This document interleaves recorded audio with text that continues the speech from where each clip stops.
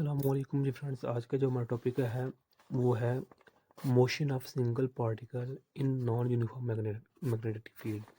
हम लोगों ने प्लाज्मा फिजिक्स की सीरीज़ को स्टार्ट किया हुआ है, सेकंड चैप्टर है। लास्ट वीडियो में हमने ये देखा था कि जो सिंगल पार्टिकल है उसकी मोशन यूनिफॉर्म मैग्नेटिक फील्ड में कैसी होती है, लेकिन अब हम यहाँ देखेंगे कि नॉन यूनिफॉर्म मैग्नेटिक फील्ड में सिंगल पार्टिकल की मोशन कैसे है। तो आइए इसको स्टार्ट करते हैं। बिस्मिल्लाहिर्रहमानिर्रहीम, सल्लल्लाहु अला मुहम्मद सल्लल्लाहु अलैहि वसल्लम। वही सेम केस है हमारे पास। ये मेरे पास क्या है, वाई एक्सिस है, ये एक्स एक्सिस है और ये मेरे पास जी एक्सिस है।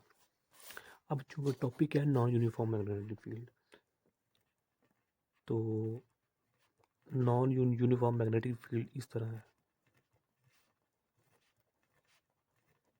ओके, जो मैग्नेटिक फील्ड है वो अपवर्ड साइड पर इंक्रीज होती जा रही है। जैसे जैसे हम ऊपर जाते जाएंगे ऊपर, तो क्या हो जाएगी, मैग्नेटिक फील्ड इंक्रीज करती जाएगी।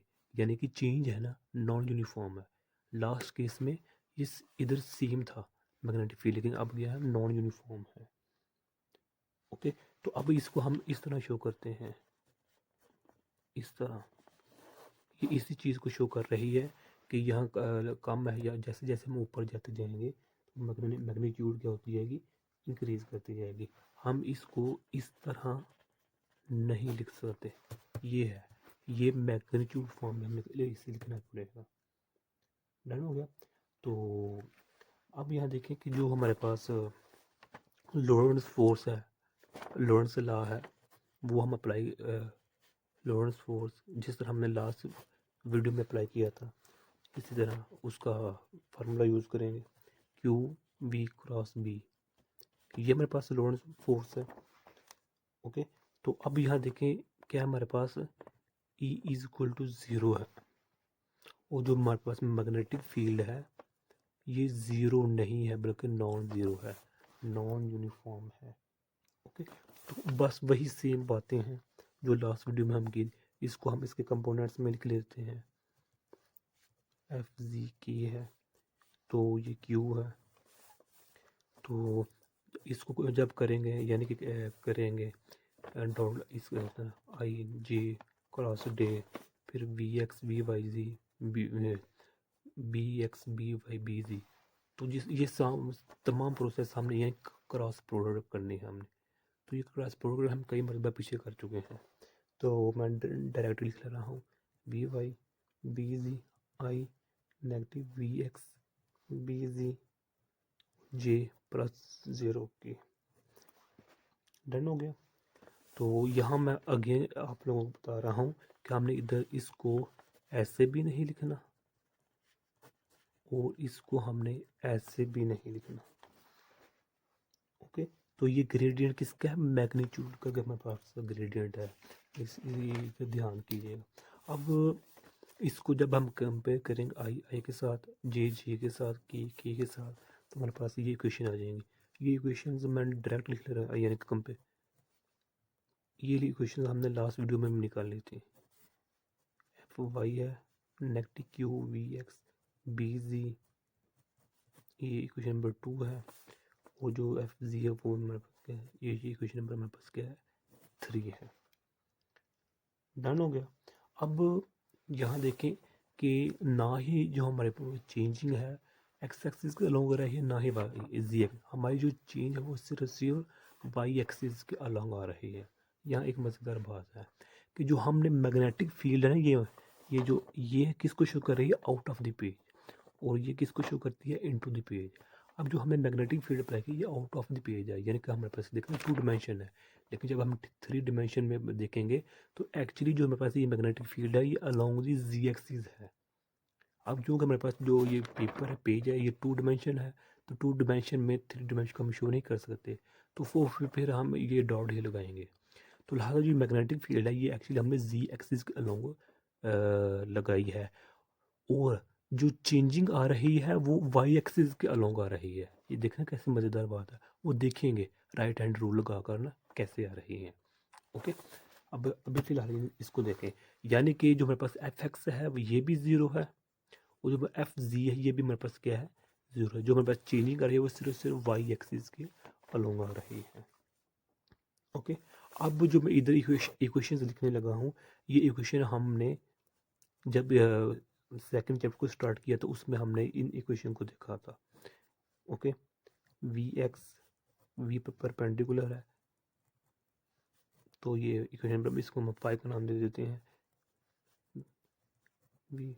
तो ओमेगा सी टी, ये मेरे पास 6 इक्वेशन है, ये बेसिक इक्वेशन है इस चैप्टर की। तो यहाँ से हमने जो ये X negative X equal to negative V omega C T, ये सेवंथ इक्वेशन है। वाई नेगेटिव वाई जमा नफी ओमेगा सी टी, ये जो इक्वेशंस हैं ये तो बुनियादी इक्वेशन, इन्हीं इक्वेशन से हमने ये दोनों इक्वेशन निकाली थी। ओके, अभी यहाँ हम इसको 0 भी लिख सकते हैं ये भी, क्योंकि गाइडिंग सेंटर का हमारा तज़किरा है ही नहीं, इसलिए इसको हम एक्स जो नॉट है इसको हम 0 कह सकते हैं। अब जो मेरे पास ये देखें ना, जो ये इक्वेशंस हैं बेसिक इक्वेशंस हैं ये मेरे पास, इसको हमने लास्ट वीडियो में भी डिस्कस किया था इसमें। ओके, यहाँ पे जो मेरे पास ये क्वेश्चन नंबर 5 है, इसकी क्या शो कर रही है कि जब हमारे पास मैग्नेटिक फील्ड यूनिफॉर्म था, अब लेकिन हमारे पास क्या है, नॉन यूनिफॉर्म है। यानी कि यूनिफॉर्म और ना यूनिफॉर्म का मतलब क्या है कि यूनिफॉर्म में जो मेरे पास ये रेडियस था ये सेम था। अब ये नॉन यूनिफॉर्म, इसका मतलब क्या है कि ये मेरे पास रेडियस यूनिफॉर्म नहीं रहेगा। वो अभी हम देखते हैं कैसे नहीं रहेगा। यानी कि ये हमारे पास फार्मूला है ना, Larmor radius is equal to V over omega C, ये है ना हमारे पास। इसको जब हम ओपन करेंगे तो R L is equal to V Q B, तो ओवर एम आता है, एम को हम ऊपर ले जाएंगे इस तरह, तो R L is directly proportion 1 over B. तो अगर मैग्नेटिक फील्ड कम है तो ये रेडियस इंक्रीज कर जाएगा, अगर ये मैग्नेटिक फील्ड लो है तो ज़्यादा है तो लार्मर जो रेडियस होगा वो, यानी कि जो ये लार्मर रेडियस है वही लो कर देगा। अब हमें इधर टेलर सीरीज अप्लाई करनी है। क्या अप्लाई करनी है? Taylor series. टेलर सीरीज क्यों को अप्लाई, अच्छा, टेलर सीरीज को समझने से पहले यहाँ एक कंडीशन है। वो कंडीशन क्या है कि जो लार्मर रेडियस है वो एल से छोटा होना चाहिए। इसका मतलब क्या है कि इसको 1 से लम को लो होना चाहिए। अब यहाँ देखें कि इस यहाँ ये मेरे पास एल है, इसका और इसका जो डिस्टेंस है वो ये मेरे पास एल है, फिर इसका जो डिस्टेंस है ये मेरे पास एल है, ये एल। इस एल की जो वैल्यू है वो लार्मर रेडियस से क्या होनी चाहिए, छोटी होनी चाहिए। ओके, अच्छा, अब हम इधर बात करेंगे टेलर सीरीज की। अब ये टेलर सीरीज क्या है? टेलर सीरीज जब कोई फंक्शन चेंज हो रहा होता है तो हम उधर अप्लाई करते हैं। अब इधर हमारे पास फंक्शन क्या है, मैग्नेटिक फील्ड चेंज हो रही है, इसलिए इधर हम टेलर सीरीज अप्लाई करेंगे। तो टेलर सीरीज का मेरे पास फार्मूला ये है, naught Y negative Y naught, तो ये है वाई। तो खैर हम यहीं तक रहते हैं, ये मेरे पास टेलर सीरीज। अब इस टेलर सीरीज को जब हम मैग्नेटिक फील्ड की फॉर्म लिखेंगे तो उसको इस तरह लिखेंगे, ये मेरे पास है, ये मेरे पास है। ओके हो गया। अब ये क्या है, बी, यहाँ हम बी एक्स भी लिख सकते हैं, बी वाई भी लिख सकते हैं, बी जी भी लिख सकते हैं। ओके, तो अब ये बी नॉट है, ये तो कांस्टेंट है, ये तो हर मैग्नेटिक फील्ड कांस्टेंट है या नहीं है ये लाजमी आएगा। ओके, अब यहाँ है, अब ये आर है, आर क्या है, इधर मेरे पास आर एक्स भी हो सकता है, आर वाई भी हो सकता है, आर जी भी हो सकता है, कुछ भी हो सकता है। तो अब चूँकि हम जो हमारे पास चेंजिंग हो रही है वो वाई एक्सिस के अलोंग हो रही है, तो उसके अकॉर्डिंग हम इधर लिखेंगे। तो जब हम मैग्नेटिक फील्ड है वो हमेशा किसके अलोंग है, बी जी के। ये हमने जब सेकंड चैप्टर स्टार्ट किया तो हमने कहा था कि जब मैग्नेटिक फील्ड लिखे वो हमेशा हम जी एक्सिस के अलोंग ही ले रहे होते हैं। ओके, ये वाली इसके अलोंग ही ले रहे होते हैं। खैर B G is equal to B naught, वैसे वैसे ही है। तो अब यहाँ लिखेंगे वाई जे, तो ये मेरे पास आएगा इसका आंसर। ओके, अब आप कहेंगे कि जो मेरे पास एक्स वाली है और जी वाली है वो तो हमने कैंसिल कर दी हुई है। क्यों कैंसिल किए हैं? क्योंकि उनके साथ हमारा कंसर्न ही नहीं है। ओके, यानी कि जो हमारे पास है partial B X over partial X partial Y और जो पार्शियल जी, ये भी ज़ीरो हो जाएगी, ये भी ज़ीरो हो जाएगी। क्यों? क्योंकि जो चेंजिंग आ रही है वो अलोंग दी वाई एक्सिस आ रही है, इसलिए मेरे पास क्या हो जाएंगे, ज़ीरो हो जाएंगे। तो मेरे पास सिर्फ ये टर्म बच जाएगी। ओके हो गया। तो अब इसको हम किस तरह लिख सकते हैं, बी, ये B G B naught plus Y partial B G over partial Y, इस तरह लिखेंगे। ओके। अच्छा, ये तमाम प्रोसेस हम इसलिए कर रहे हैं क्योंकि जो हमारे पास मैग्नेटिक फील्ड है वो नॉन यूनिफॉर्म है। अगर हमारे पास मैग्नेटिक फील्ड यूनिफॉर्म होता तो हमारे पास यहाँ तक रहना था, लेकिन अब जो चूँकि नॉन यूनिफॉर्म है, चेंज हो रहा है, लिहाजा ये भी इंक्लूड होगा हमारे पास। डन हो गया। तो अब जो हमारे पास ये इक्वेशन लिखी है हमने, ये वाली इक्वेशन में जो हमारे पास 7 है, ये वाली 8 है, यहाँ से वाई नॉट है वो, ये तो हमारे पास गाइडिंग सेंटर की वजह से ये तो ज़ीरो हो जाएगा, तो सिर्फ वाई है। तो अब इस वाई की वैल्यू को हम इधर पुट कर देते हैं, इधर। तो इधर पुट कर दें तो हमारे पास B G is equal to B naught plus minus B omega C cos omega C T partial B G over partial Y plus. Okay हो गया। तो जब इसको हम ओपन करेंगे तो B G is equal to B naught plus minus, अब जो बाहर प्लस है लिहाजा ये साइन चेंज नहीं होंगे, ये वैसे ही वैसे रहेंगे। तो R L cos omega C T partial B G और पार्शियल वाई, ये आ जाएगा। यानी कि हम फार्मूला जानते हैं ना, उस फार्मूले के अकॉर्डिंग हमने ये लिख लिया हुआ है। यानी कि जो हमारे पास ये है, ये क्या कहाँ से आया, यहाँ से आया। ओके।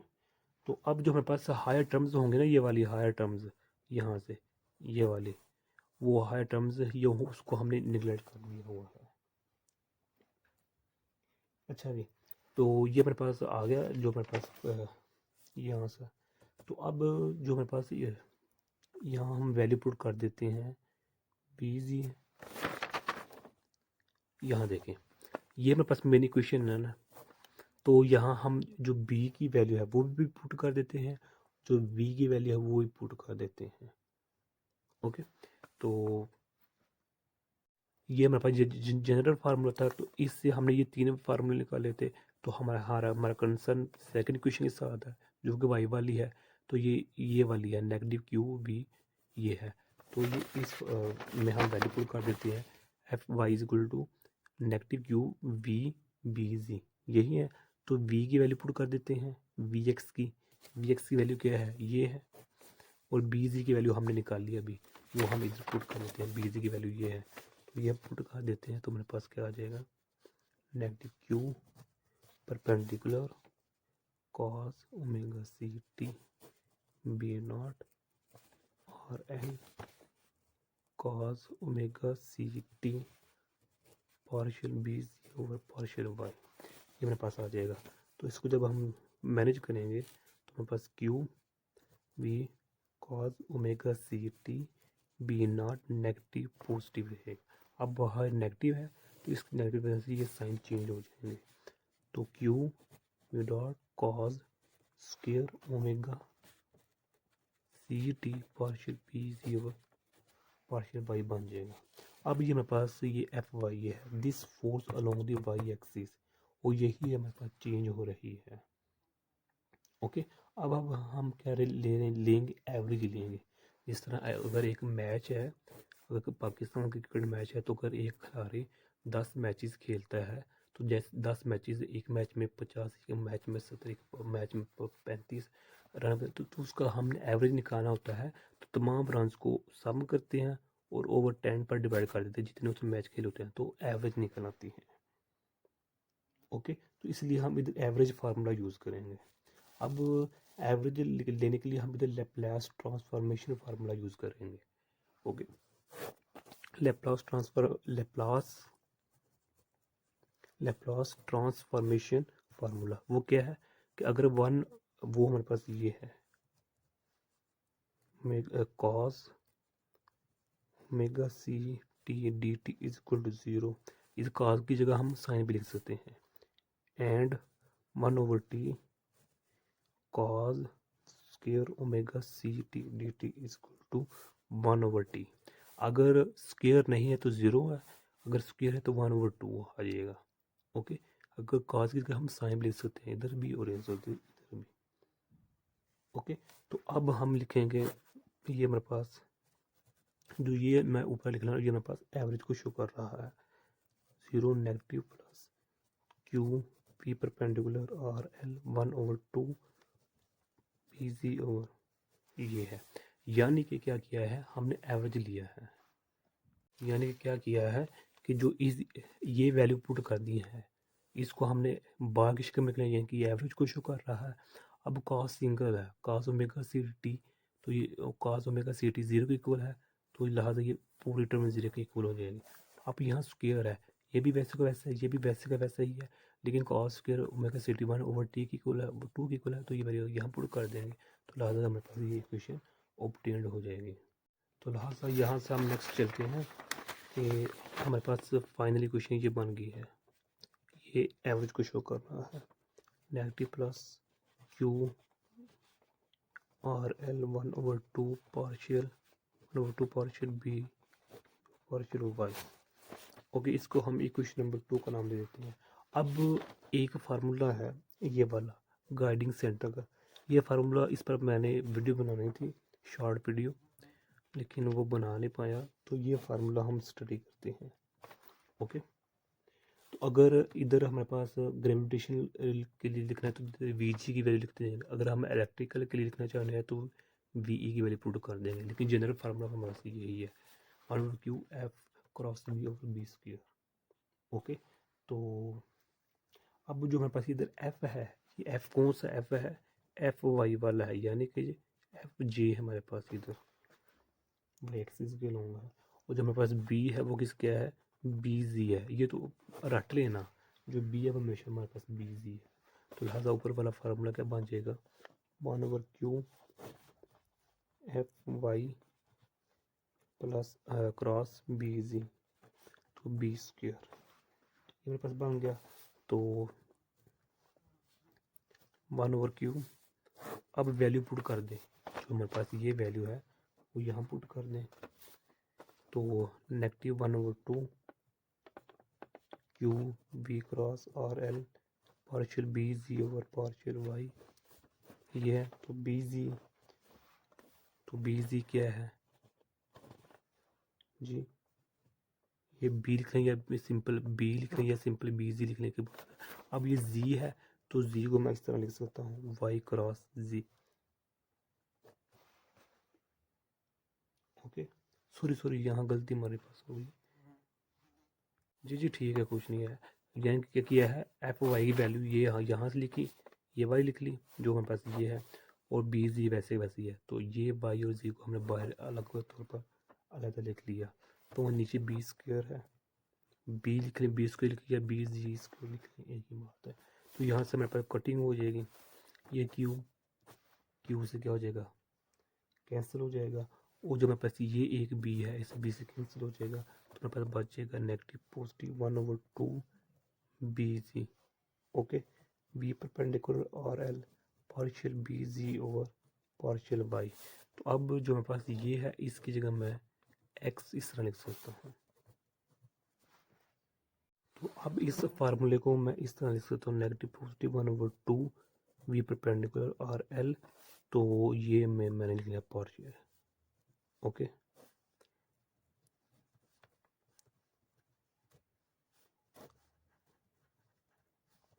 ये मेरे पास ऊपर, यानी कि इस फार्मूले को मैं इस तरह लिख सकता हूँ। ओके हो गया, तो लिहाजा ये तो हमारे पास टॉपिक ख़त्म हो चुका है, लेकिन इसको अगर हम मैनेज करना चाहें, ये मेरे पास जो ये वैसे का वैसे ही लिख लिया, तो अब इसको हम पार्शियल है तो पार्शियल इस तरह लिख सकते हैं, पार्शियल बी जी है और बी स्क्वायर है, तो ये मेरे पास वैसे का वैसे ही आएगा, तो partial B partial Y dot B Y cross G B square. तो negative positive negative positive negative positive, तो ये मेरे पास वैसे वैसे चलता आ रहा है। तो इसको हम 1/b partial B over partial Y इस तरह भी लिख सकते हैं, इसको इस तरह भी लिख सकते हैं। ओके, तो यहाँ इसको हम फिर 1/2 यानी कि जो मेरे पास ये वैल्यू है ये वही वैल्यू मैं लिख रहा हूँ इधर बी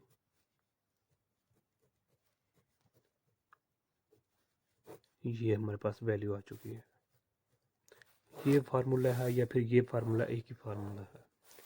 तो ये मेरे पास क्या आ चुका है, यहाँ वी जी सी है गाइडिंग सेंटर वेलोसिटी, यानी कि इसको हम इस तरह लिख सकते हैं V del B magnitude form में, ये मेरे पास ड्रिफ्ट वेलोसिटी है।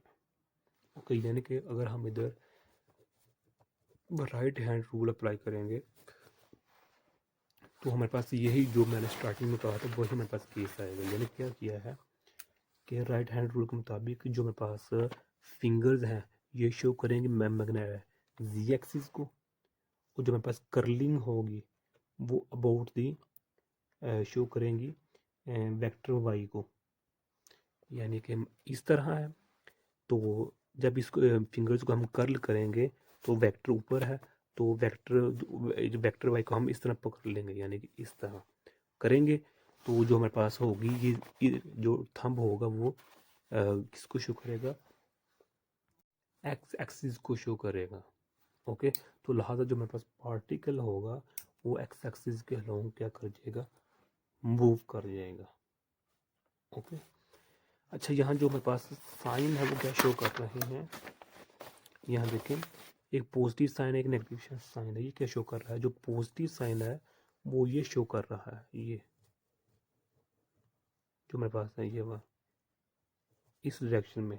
जो नेगेटिव साइन है ये क्या शो कर रहा है कि जो मेरे पास इलेक्ट्रॉन है वो इस डायरेक्शन में मूव कर रहा है, यानी कि पॉजिटिव कैटियंस और जो इलेक्ट्रॉन्स हैं यानी कि एनायंस कह लें या कैटियंस कह लें, वो इस डायरेक्शन में है, इलेक्ट्रॉन इस डायरेक्शन में है, यानी कि 180 एंगल पर मूव कर रहे हैं।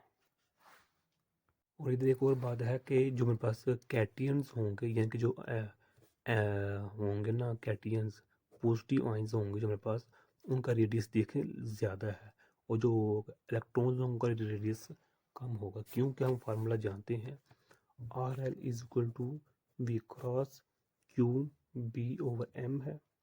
तो यहाँ से R L is equal to V perpendicular Q B, ये हम ऊपर चला जाएगा। तो यहाँ से हम फार्मूला निकाल लेते हैं R L direct proportional to mass. तो अब जो कैटियंस होते हैं कि जो पॉजिटिव आयंस होता है उसका मैस ज़्यादा होता है, जो मैस ज़्यादा होगा उसका मतलब क्या है रेडियस भी ज़्यादा होगा, इसलिए इसका रेडियस ज़्यादा है इलेक्ट्रॉन्स की बनिस्बत।